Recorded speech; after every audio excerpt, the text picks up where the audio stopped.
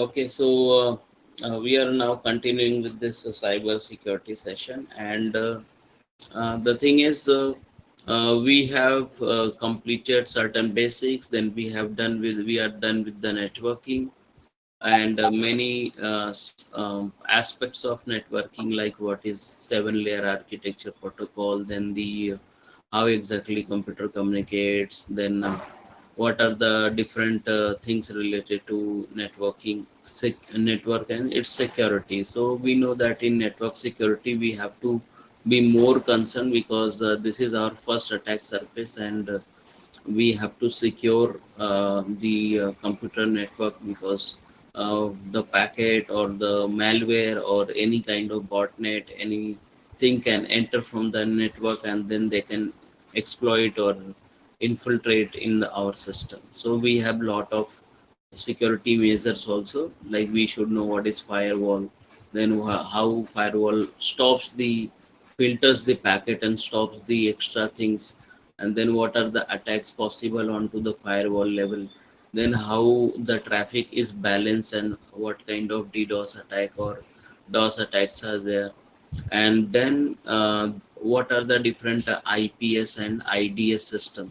Those are the intrusion prevention and detection system for our system. So we have lot of tools around that also, and then we know that somehow how can we do something from our end, like packet capturing software is the first thing that we should know, that we should be able to guess that how which are the packets flowing in our network, and that is actually done by some packet capturing software, that is PCAP.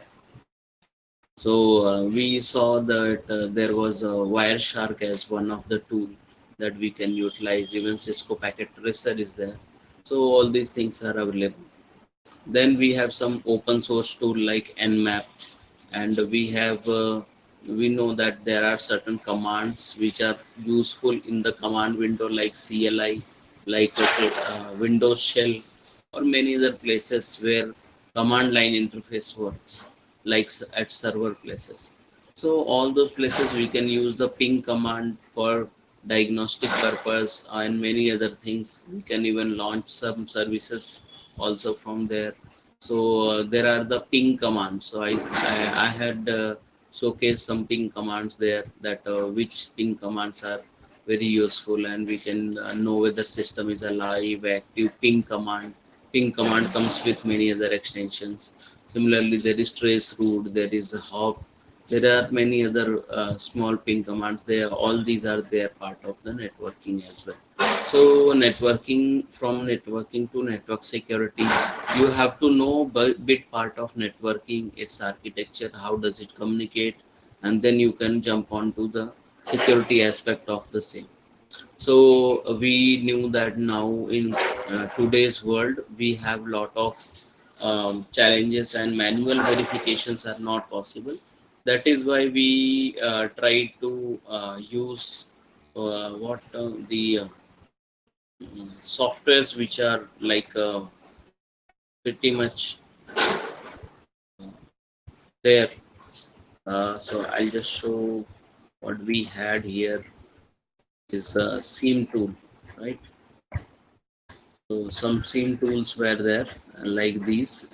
Azure Sentinel is also one of the SIEM tools. So all the SIEM tools are having these common things. That is, they are collecting the data, then they correlate with the things, and they try to understand whether this is normal activity or abnormal activity.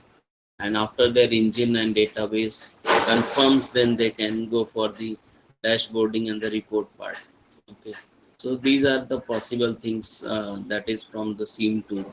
So there are several SIEM tools available, and some of them are open source also, and many other are peds.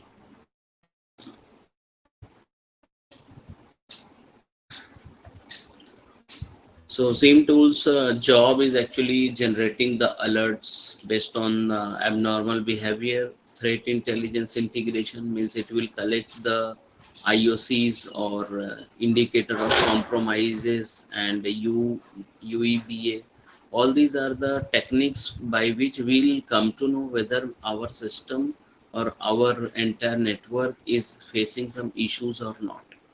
And accordingly, the same tool that they will generate the alerts.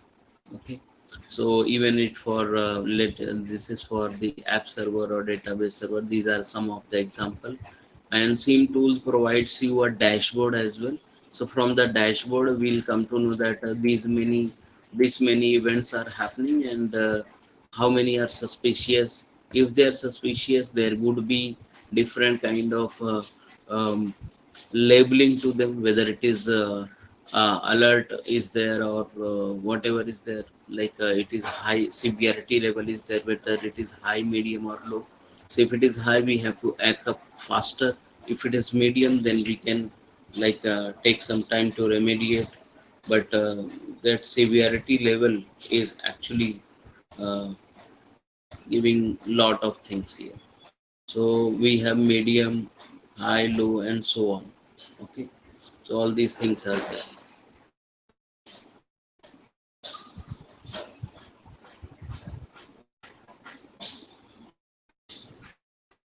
Then this is how their dashboard or their analytics will look like. So there are like a system called as ITSM tool. So whenever you want to track anything into uh, any particular system or in the organization, when you join any organization, in the cyber security we have certain tools, and up on the top of surface all the tools we have this ITSM tool. Okay, so it is ticket generating system only, which will generate the ticket based on some ticket number, ticket details, possible risk and all this, and you can set the priorities, and accordingly then it will be notified to the various stakeholders, and whoever are there, they will try to play, they will be doing their own part in that.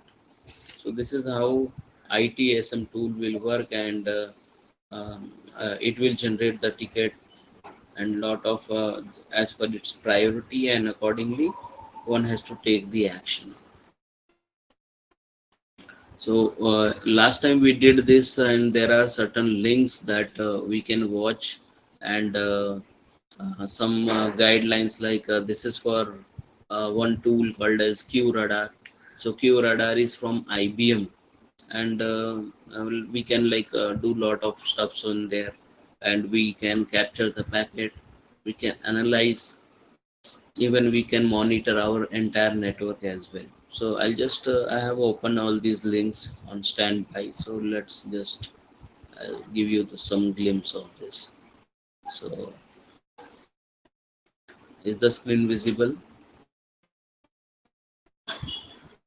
Intelligence, a security monitoring platform that is used extensively in enterprises to detect for Just advanced forward threats. a bit. Severity that is extremely useful for you. So without further ado, let us get started on today's tutorial.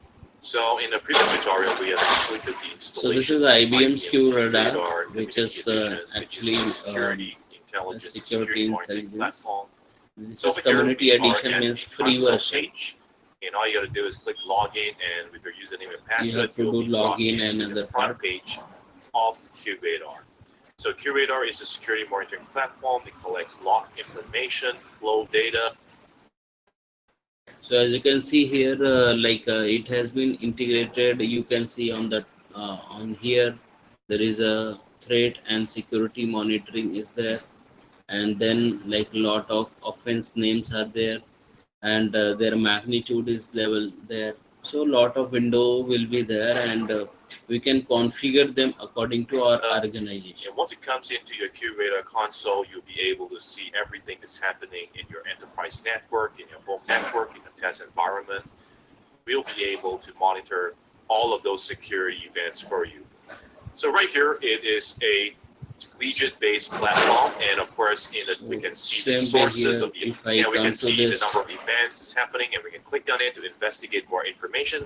So each event is like a log coming into your QRadar console. So in your QRadar, we can see the timing of the offense, what kind of category does those offense belong to, and we can drill down very, very deep into the different kind of information so they can help us better understand and investigate what's going on. And we can go down into the router, into the server, and find out if there are any further attempts into escalating the offense. So very powerful way for you to actually look into more details of what's happening.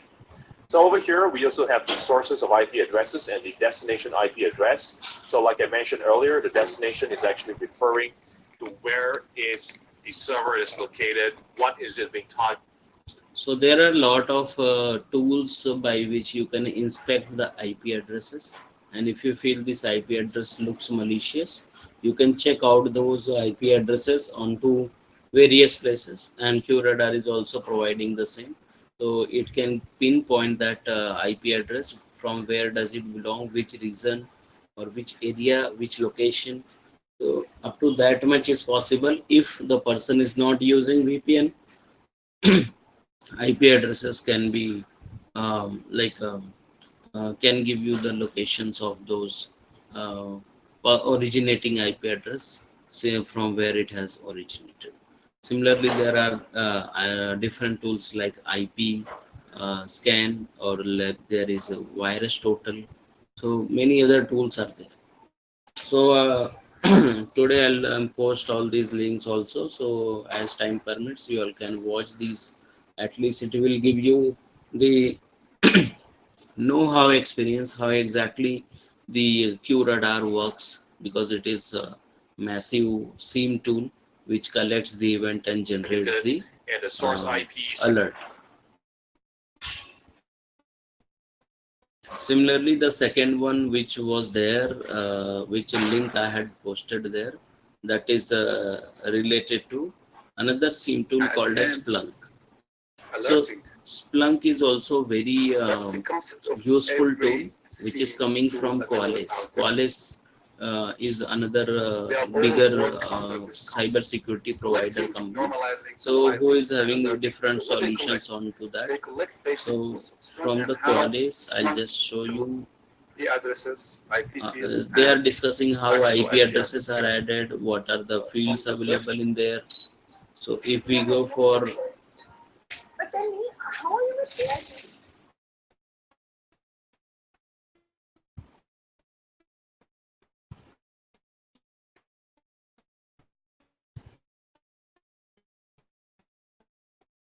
yeah. It will be listed on the left pane. On here, you can see how there are some shortcuts for the most used functions in Splunk, adding data, the applications, and the documentation. So Splunk is from Qualys. You can use What that. are the different methods? Splunk version 8.2.6 is here. Data. So as you can see, we have this will give you another know-how how to use the software, which is for various packet monitoring purpose and filtering purpose. It will generate the alert. Once you join it, because sometimes it needed VPN and some other important things, maybe you need to subscribe that. So if you cannot subscribe, you can utilize these channels, these videos, and through that through that you will be able to at least understand how exactly the console works, and that will give you some understanding how to use these kind of tools. And later you can integrate any one tool in the virtual box of the Kali operating system. Even from the Kali also we have certain tools that we can directly use from the OS itself, and you can install all these different types of tools which are available for this cyber security monitoring. So yeah, these are the things. And third link which I had pasted in there, that is related to how to configure the Cisco's intrusion and detection software. So again, it will show you step by step know-hows for which device, for which particular router software, so this is another tool called as firepower which is utilized.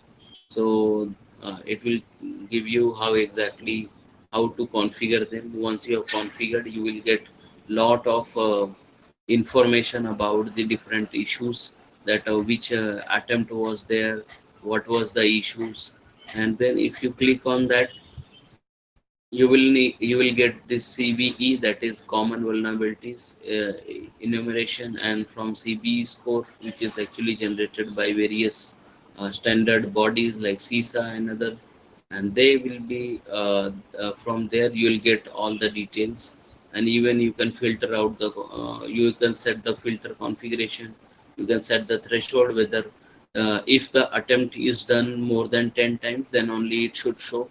So that also you can set, and you can use the destination specific, you can use the rule like a source specific. Accordingly, your entire tool or your entire um, network can be monitored, and accordingly alerts can be generated. So all these are related to SIEM tool, what uh, this links that is we are talking about. So all three links are there, so we all can go through these links. Okay, whenever time permits or you are in traveling, try to just keep on watching them. So once you keep watching, definitely you will be able to uh, get some idea about how these tools are utilized, and then further you can uh, whenever you want, you can even install by yourself and try to practice it. Okay, so being said, let's say that is done, and what are the features of SIEM tool that we in the last session we had already highlighted. We have told them that there are various jobs available from the security operating system center perspective, like auditor, security auditor, IT security specialist, consultant. So these are the different job aspects which are available from the security. There are some difference between security auditor and penetration tester. So pen testing is another thing, because every time validation has to be done, and pen testing's requirements are there. A lot of softwares are also coming which are actually generating the pen testing, but again at many places these softwares are actually generating the false positives, and if there is lot of false positive, then we need the manual verification or manual testing later on. Okay, so these are the things related to it. Then there was the physical security, which started with the physical security. What are the different ways by which we can ensure the physical security? Because you may have incorporated a lot of online tools, or you may have incorporated lot of online defense mechanism, but if the attack has happened directly onto the location from and where your server is, then there is no point of doing any online security. So cyber actually utilizes both. Okay, so for even physical security is must here, and it is utilizing the different types of controls which are available. So very first thing is the access control, who can like if I talk about data centers. Okay, so data center DC in short form we can call, or maybe you have online resource. So even online resources are there somewhere. Okay, like AWS, Azure, Google.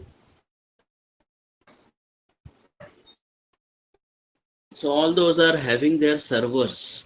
Okay, they have various tunnel even the nearby the lake where they can use the proper heat exchange mechanism and all, and there from there they will be able to um, provide you the services, but still physical security is required even there. So first thing is about, whenever you are talking about physical security, very first aspect is access control. You have to decide who should, who who will be able to access and who will not be. And that for that you can use certain controls, like you can utilize biometrics, maybe iris scan, maybe a palm scan, maybe thumb scan, maybe face scan, whatever it is you can use. So biometric is considered as one of the secure way of assigning the access, because it is something what a particular person possess, means they have, or what they are actually. So if you talk about uh, the retina scan, which is very secure, and there is no, almost like there is no possibility of forging it. Second thing is related to card reader. So normal level access is already given by card reader. So your ID card, maybe college ID card, to any other store ID card, or any ID card who is having the RFID chip or RFID installed in that, and then RFID transceiver works with that, and you will get the access to this. Okay, maybe a metro entry or anywhere place. So that is one of the thing related to card readers. Then second one is related to perimeter security. So yeah, that is very important. That is, you have to make sure that nobody is trespassing that area, or if they have trespassed, that should get detected.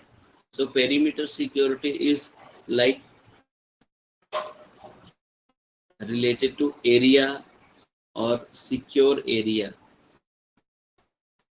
So if you want to secure that area, maybe not just from the human being, maybe from any other entity to enter, maybe any natural calamities, maybe any other issues. So all these things we can do. So perimeter security is dealing with the fencing.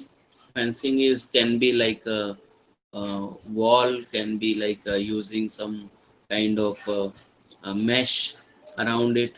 And then there are the surveillance cameras. So surveillance cameras are nowadays very smart, and they are connected 24 by 7.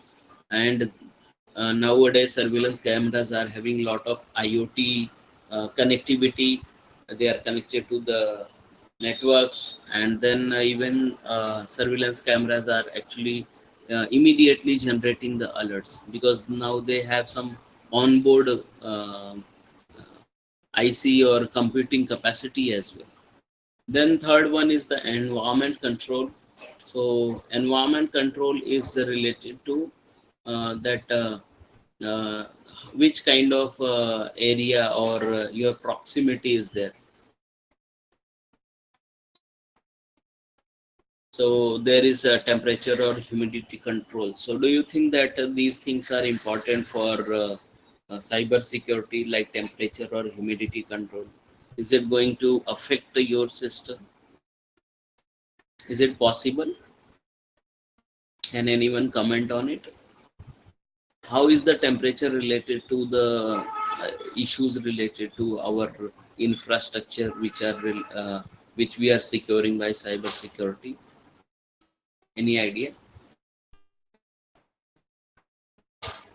Yeah.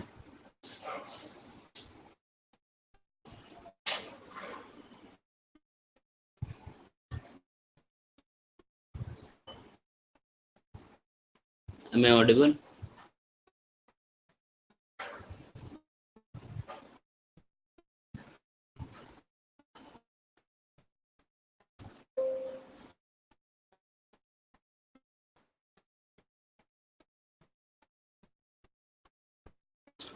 Heater will crash the circuitry. Okay.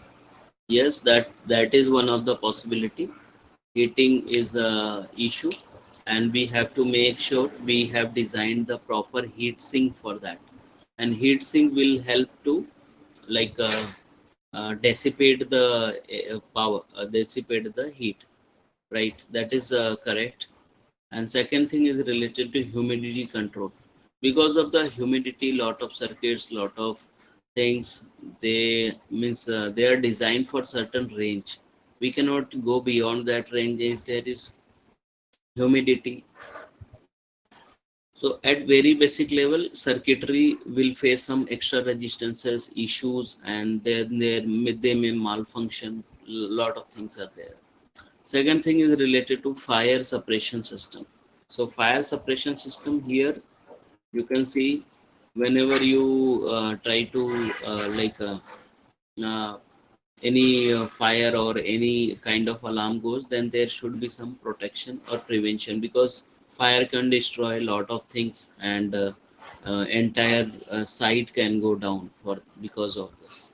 And next thing is the about the security personnel. So security personnel is like a human, maybe robotic, maybe any other thing. Okay. So security personnel including guards and their roles. So we have to deploy the guards with their different role. Maybe hierarchy will be there. Who will be guarding what, and who has the access to allow these people to this side or another side. And then there is like drills are happening, and based on the drill, every time scenarios are being checked, that at the time of any such issue what will happen. Second thing is about the security protocol and the procedure. So definitely, if you want to implement any system, make sure you have a proper protocol in place. So protocol in place, like this is like a added layer of security, added layer. So added layer, extra layer of security is there, and this security will define the proper protocol and procedure. Like whenever is someone is coming, you have to check the bags and all. You have to follow the procedure. Make sure that person is showing the identity.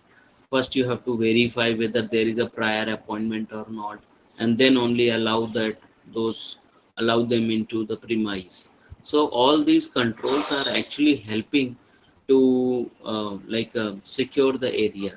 Even after that, if somebody has gained the access to the premise and got somebody has gotten inside, then also there has to be a proper procedure and protocol which should help that only this person is only authorized to enter in this particular building or this particular section of the plant, and nobody else, no other place he should be able to visit. So this is how physical security is there, and we all have faced various kind of we have seen, even right from the movies, even right from different visits, and we got to know that personal security is a very essential thing, and many times people are using it to protect the people, to protect the asset, to protect the that is they are contributing into the cyber security. So physical security, as in first line of defense, we already say that it is the first line of defense, and it is preventing unauthorized access. And if because if anybody gets the physical possession of any asset, then they may steal it. So that is why we have to make sure that they should not go beyond. And there are various uh, laws, and there are various securities and policies. Maybe as per territory there are the laws. Okay, so all these things are available. So what are the threats to the physical security? So threats are like this. Okay, so first threat is about common threats are like unauthorized access. So unauthorized access, anyone who is forging the identity can get inside, or any asset or device which is there, which is being said that it is something else but it has come there. Then theft. So one who has got the access already, then they can perform the next level thing, and they might steal for their own benefit, maybe because of competition, or maybe because of any planning for means advanced planning. Then third one is the sabotage. So sabotaging is nowadays is a lot of issues related to all these things. I cannot take anything from with me then it is the mindset that I will destroy, that nobody else will be able to access it, or deliberately doing something so that the entire thing can be compromised. So that is how about sabotaging is. And third, next is the common threat is the natural disaster. So natural disaster is something where there is no control, okay, and it is playing the role at a higher level. So that is why one has to prepare, like down the line for 5-10 years, what kind of activity is happening, what are the possible issues, is there any flood condition, maybe any wind condition, or any heat condition, temperature, maybe extra rain or snowfall, whatever it can be there as a natural disaster, maybe earthquake. So whether on those issues, or are we able to get the uh, are we having that particular procedure in the place which can control this. Okay, so here this involves designing of the earthquake resistance building, earthquake resistance infrastructure, and so on. And maybe sometime, if whatever is there on outer side, we can make them waterproof. So how this is can lead to cyber security breaches? So yeah, definitely there are lot of planning, lot of advanced threats are there, maybe inside threats are there, who can contribute to the security issues.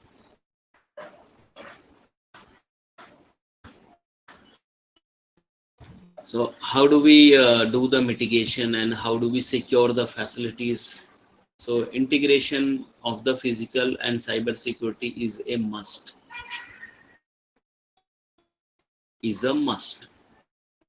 So you have to have proper concept of converged security. Okay, means they should be seamless. There is no difference between physical and cyber security.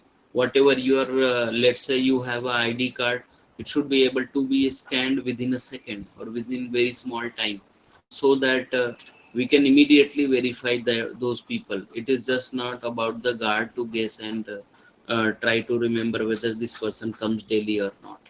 Don't no monitoring there, just directly it is monitored via computer or automated software. So how physical security supports the cyber security, that thing is there. And then some examples of integrated solutions. So can you guess any example which is considering physical security plus cyber security? So like a door lock, biometric lock, and access gate, all these are the various examples of this. So access gate, automated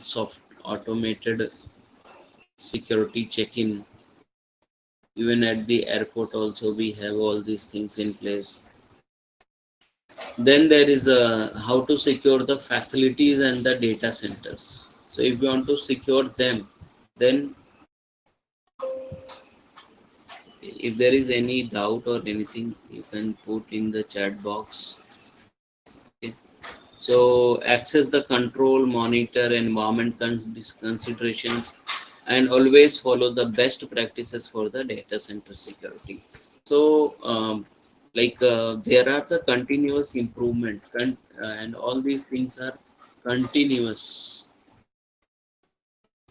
continuous process, and scope of improvement is unlimited.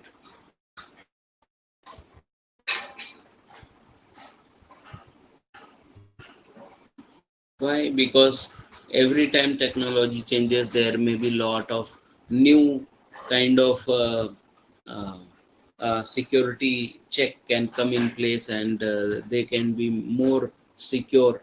So that is how we can use, like we are using OTP and other things. Okay, so this is how physical security is there. So that is the end of the physical security, and next thing will be the main part of the cyber security, which is related to the information security. So information security starts from everything by taking network security, physical security into consideration. And now it is about how will you secure the information which may be a data, which may be sensitive informations, which may be the configurations or anything which can bring down any particular um, firm or organization. All those are coming under the information security. So information security analyst, information security pen tester, information security auditor, controls, all these are the various things which are available from this perspective of information security. Okay, so before going to this information security, we can talk about like what is information security, how is it relevant, what are its key aspects and the benefits, and then what are its life cycle, like how exactly we can follow the information security for any organization. Okay, and then what are the different level of security levels or layers of security that we can put in the place.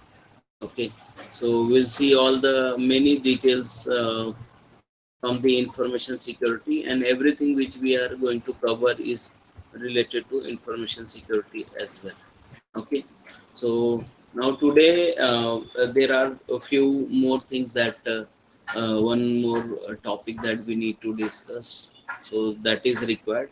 Okay, so physical security ends here, and next topic will be the information security.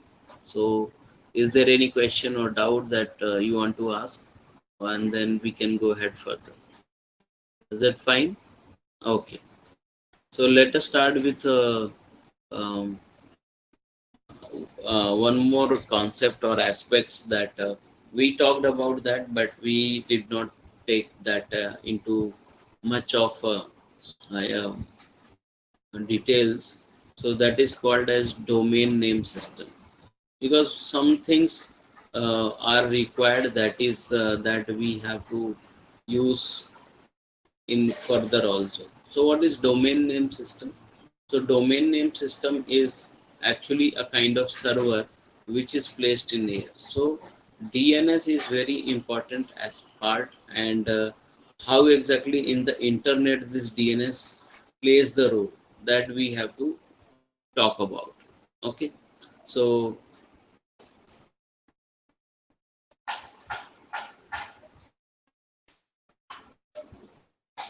many times what happens that we cannot remember the IP addresses, so we only remember what, so it is mapping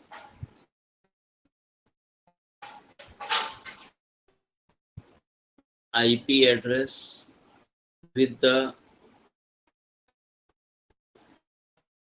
names. Why? Because human can remember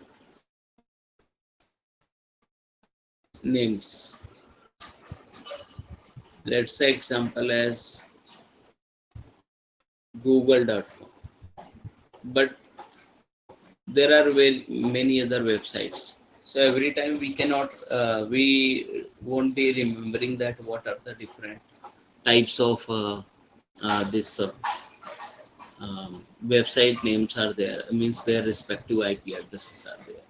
So that is where, let's say I have a name xyz.com, so I can remember this. But if somebody wants me to remember, like you remember 12.13.11.14, so that is not possible every time. People might tend to forget. So that is why we have to use this DNS. Okay, so DNS follows hierarchy.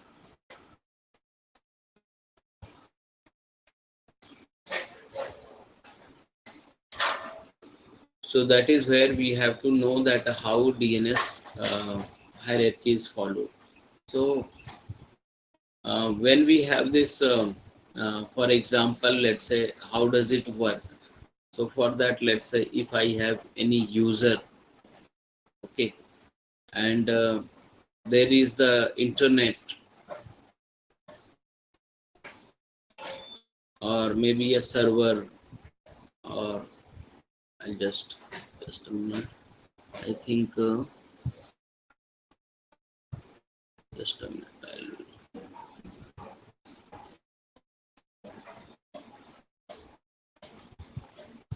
Okay, so let's talk that how exactly it works. Then we can talk about the hierarchy level. So for that purpose,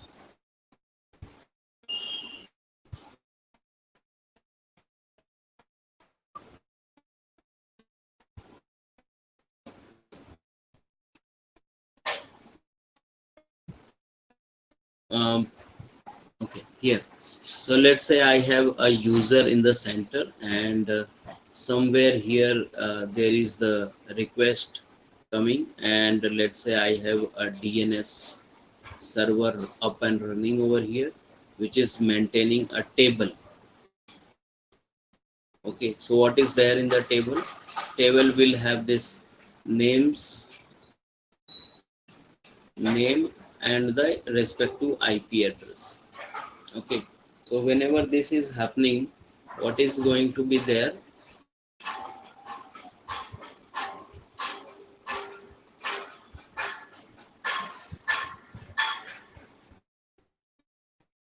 Just a minute, I think it is glitching somehow.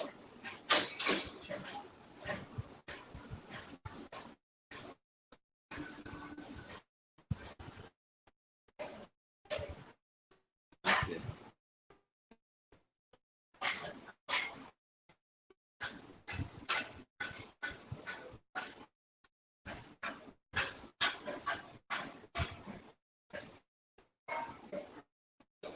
Is it visible what I'm writing over here?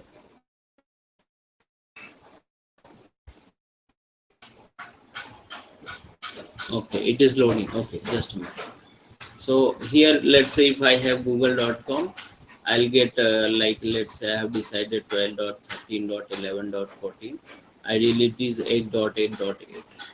So whenever any user requests, okay, so whenever you request for this, user knows only name, and then uh, name will go to this DNS server. There will be the reply from the DNS reply. In the reply, we have the IP address, and then once we know the IP address, then user can directly use that IP address to go to the IP address, that Google server. So whenever you are trying to browse any internet, okay, let's say this is first step, second step, and then this is third step. So whenever you want to go to browse, okay, so first you send the name, then you get the IP address, and then from that IP address you can directly reach to server, particular server or site. So this name to IP address, all these conversion, that is the part of DNS, and this is the actual browsing site. So this is how DNS works. Okay, so DNS always play the role of middle mediator, and every time you will get this information. So actually, what I wanted to highlight is how exactly hierarchy of this DNS is maintained. Okay, so it is something that everybody should know, and that is at the very higher level. So whenever we have the this,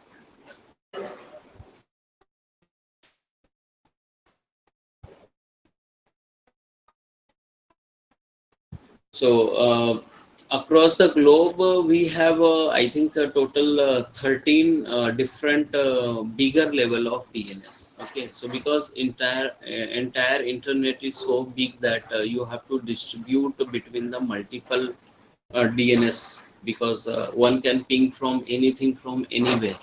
So that is why we have to make sure that we are using this uh, hierarchy.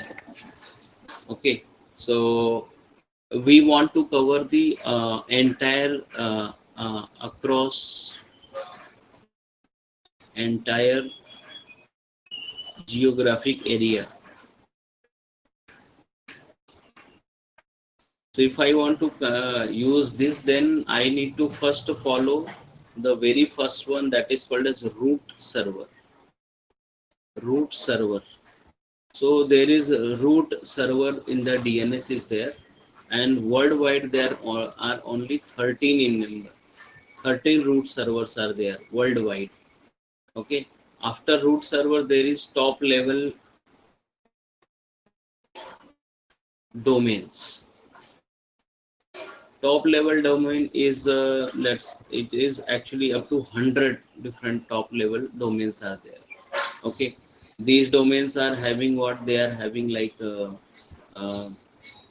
common domains which are very much famous, like .com, .in, okay, and .edu, .uk, .us, .australia, and maybe any organization, maybe any company, .ai, based on technology. This is how it is done. And after that, then there is authoritative server. Authoritative server. So authoritative servers are almost thousands are in number. Okay, they are for the specific domain. So like xyz.com, or there is a guru school, uh, guruschool.edu.in. So it is a bit between two different domains. Okay, so this is how these are available. Okay, so always there are subdomain are also possible. So 13 servers are there, entire globe. So always remember, there are 13 root servers, then there are some top level domains, and then there is authoritative servers. So within DNS we have three different kind, and depending upon this, then there will be the search of the IP addresses. So let's take one example how exactly we'll be reaching to particular website or domain. So I have to take one example. Let's say any subdomain servers are there. So okay, so I'll just see. Uh, let's say one example I'm showing in here. Let's say there is a user who is trying to ping or refer, um, let's say mit.edu. Okay, so what will happen? This user will send the first DNS request. DNS request will be sent by this particular user, and it is asking, request means what? It is asking IP address of mit.edu, because without knowing IP, your browser cannot proceed further. So it is asking this. So very first time, where will it go?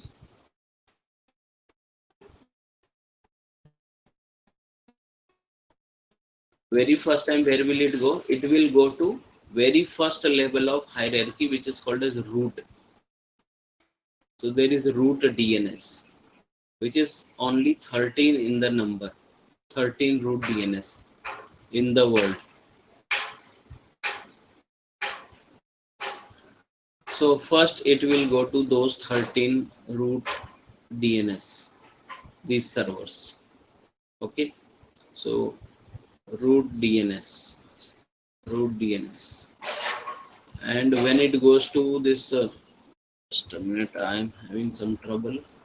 Okay, so it is going to the root, and from the root there are various other level of servers which are called as TLD, that is top level domain. So TLD servers, which I explained in the last slide, that top level domains there are like 100 till now. So let's say I have top level domains, okay, which are approximately 100 around. So let's say there is one domain which is called as .net, one domain which is called as .edu, one domain which is called as .com. .com was actually for the commercial, okay. So in the so there are various. So let's say .net is there. Then let's say there are few more authoritative servers are also present. So authoritative servers, they are like thousands in number. Let's say this .com is having xyz.com, okay, or maybe yahoo.com or google.com or msn.com. And let's say edu, let's say it has the mit.edu, and here it is having, let's say, any other name, let's say cambridge.edu. And in .net you might have few more, let's not highlight that. So whenever any user requests any particular this domain name or this particular thing, it is requested, wants to know IP address for this. I want to know IP address.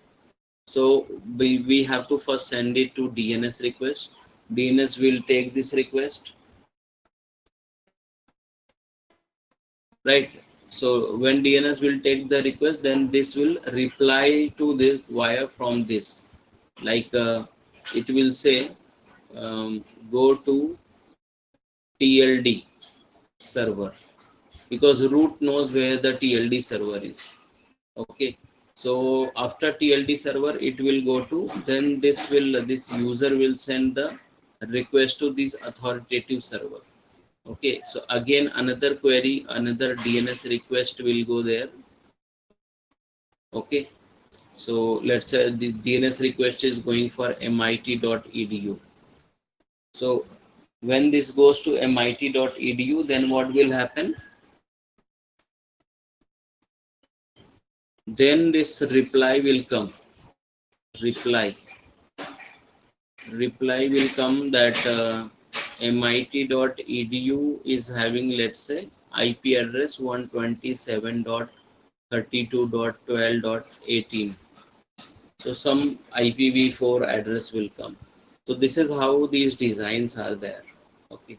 So domain name system, how exactly does it work? You have to first send the domain request, then it will go with its hierarchy and it will point out where to go, and then your browser will again request to particular domain DNS request, and from there you will get the IP address. So this is how these things are there.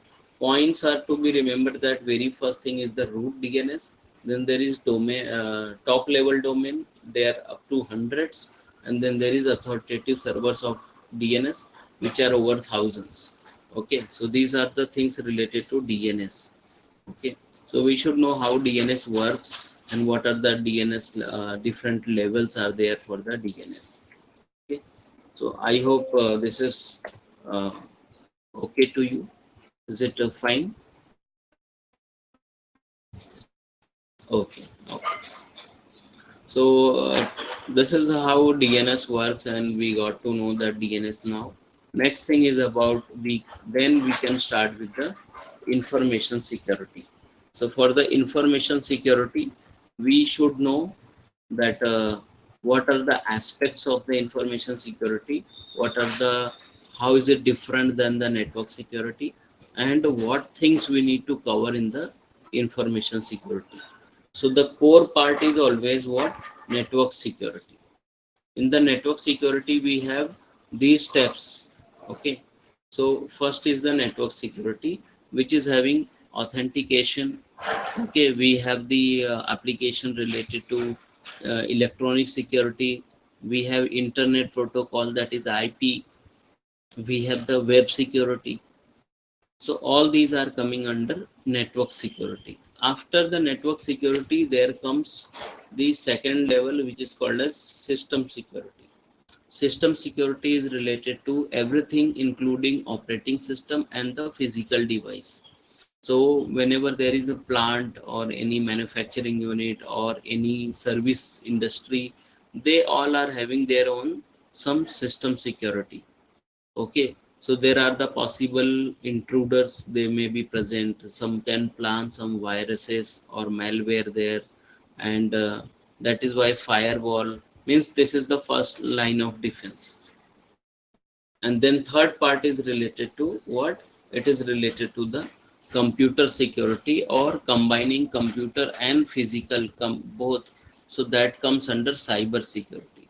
So cyber security is looking for different types of issues, maybe threats, maybe attacks, all the type of attacks, everything is coming onto the cyber security, which will protect your system, especially your computer workstations or digital systems.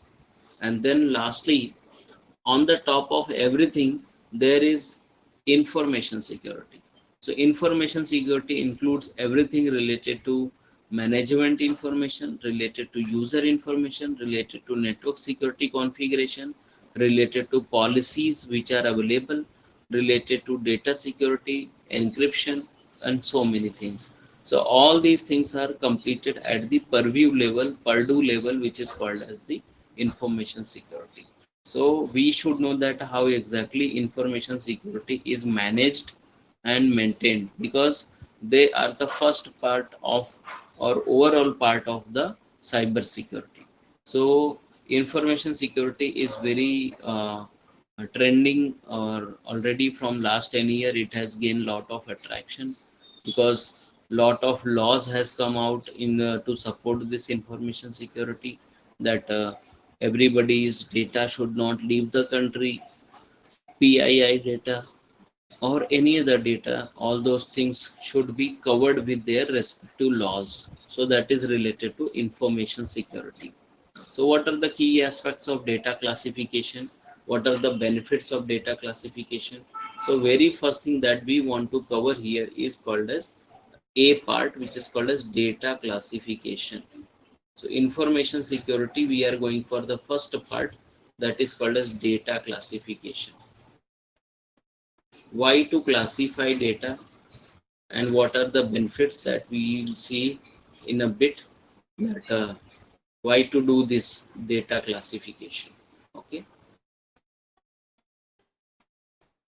so uh, what are the key aspects of data classification? Very first thing is the categorization. We have to make sure that which data is public, which data is private, which data is sensitive, which one is non-sensitive, which one is confidential, which is highly confidential. So can you give some example? Let's say I'm making my uh, account onto the Facebook.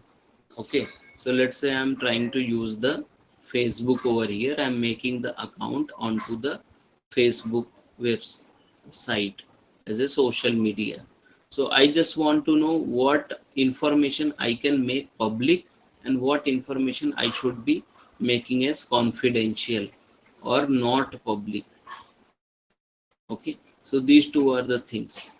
Okay, can we discuss on this? Just let me know.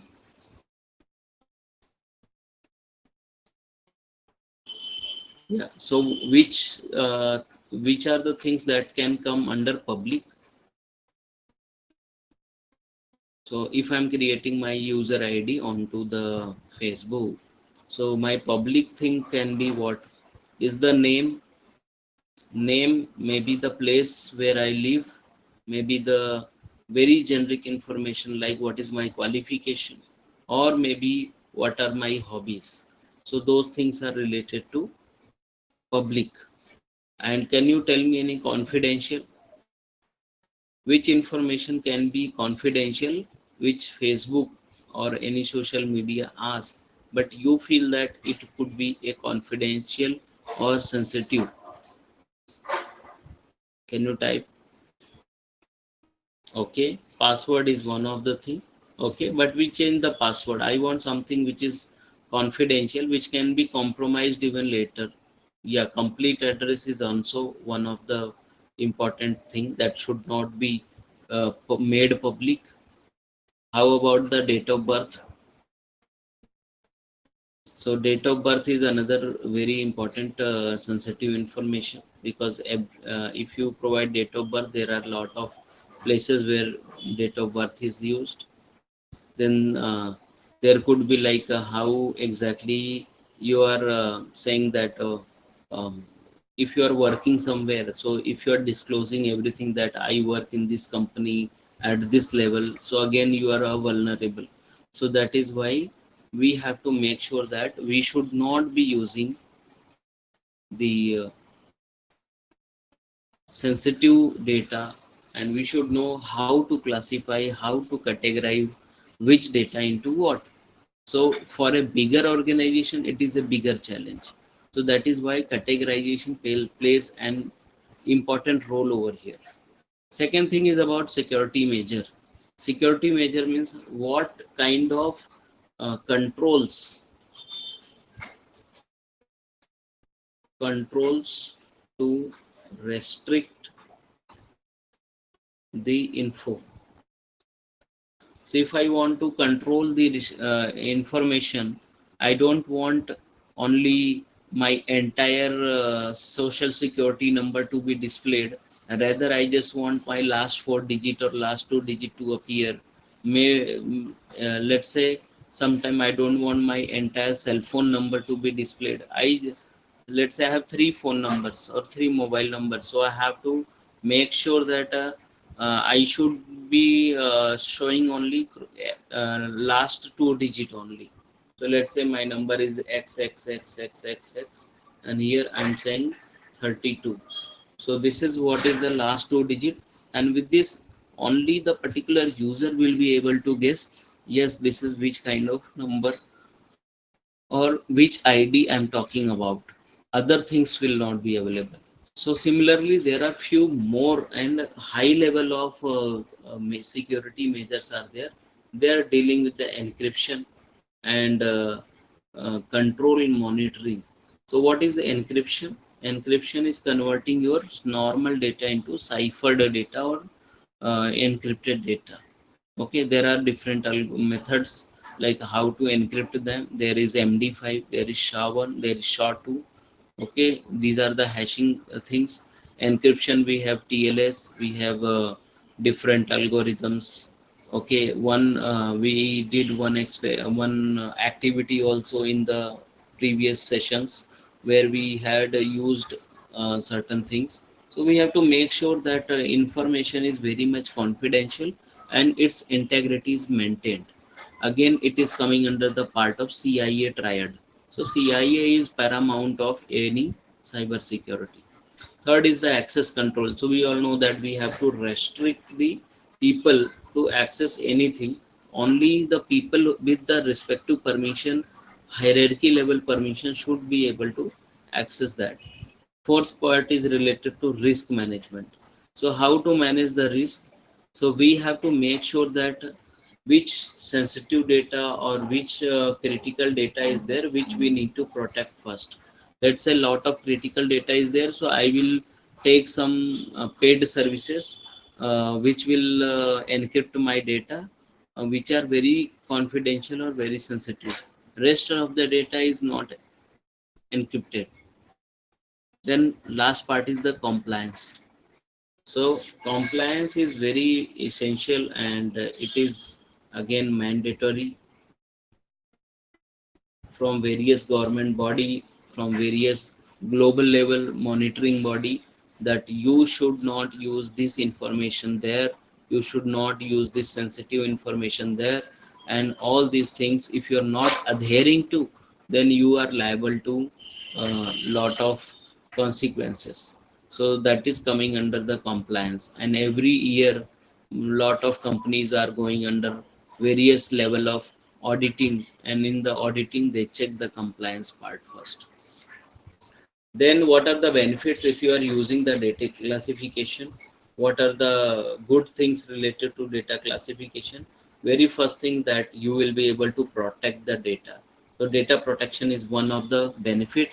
Second thing is you can so efficiently allocate the resource. rather than paying for the entire encryption. You will only encrypt the particular part, and rest part can be non encrypted. So that is how a resource allocation can be done. Then third is the improved incident response. We know that if in case of any compromise, how will do the response, how will do the, what is the run book, how do we play with it.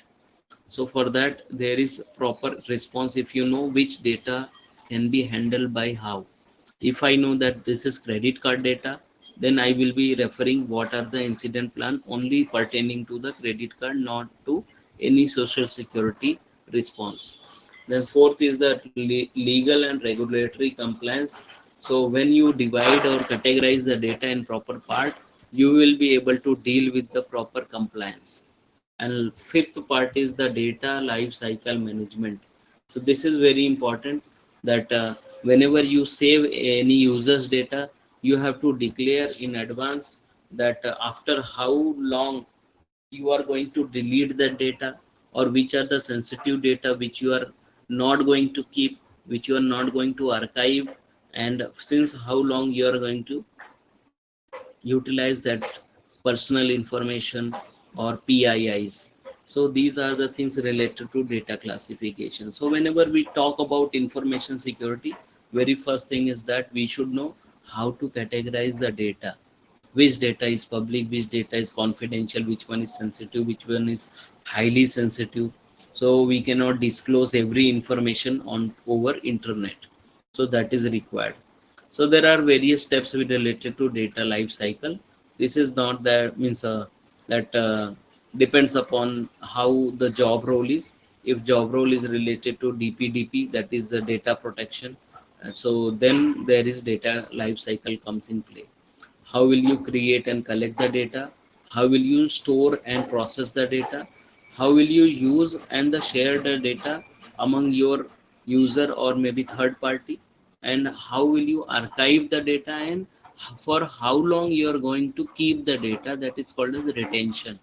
And fifth part is, whenever it is not in use or you have reached to the end of the data life cycle, how are you going to destroy all this information? That is deletion and destruction.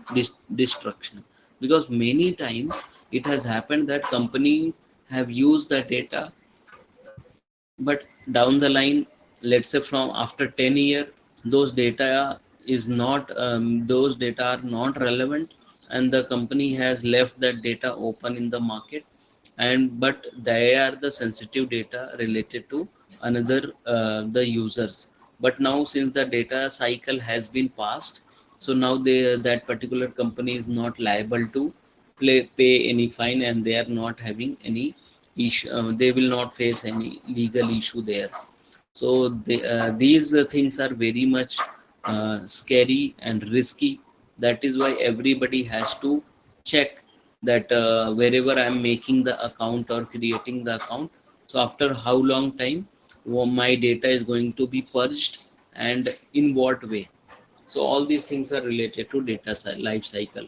So every organization is keeping their data life cycle documentation on their website or in their policy.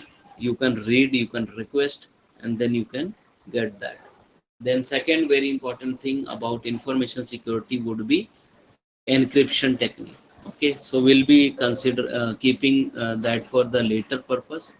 Okay, so today we are uh, at the data classification only.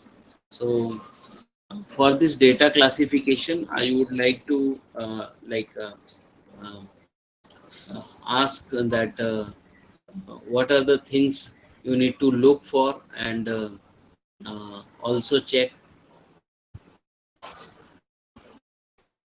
the very first thing, what is GDPR,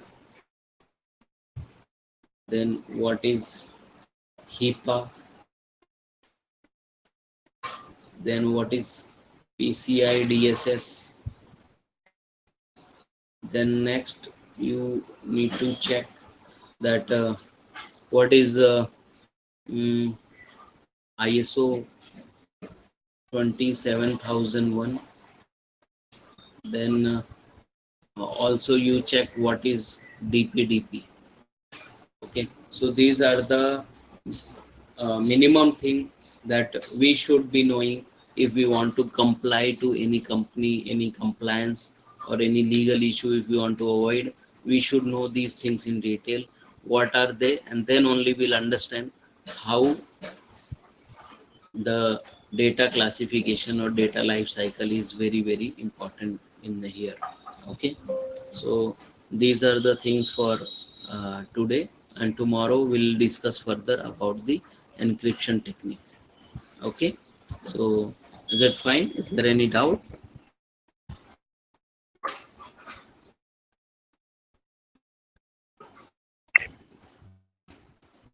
Okay, so I'll just putting in the chat also that what are the things that we should be able to prepare, and this is like a small assignment that we all should just check out what are these things and how exactly this is happening. Okay, I'll post the recording as well, and you can refer that. Okay, then see you tomorrow. Thank you. Yeah, no problem. It is fine. Whatever is your doubt, keep putting in the chat even after the session also. Then also no problem. We can take up those even later also. No problem. Okay. See you. Okay.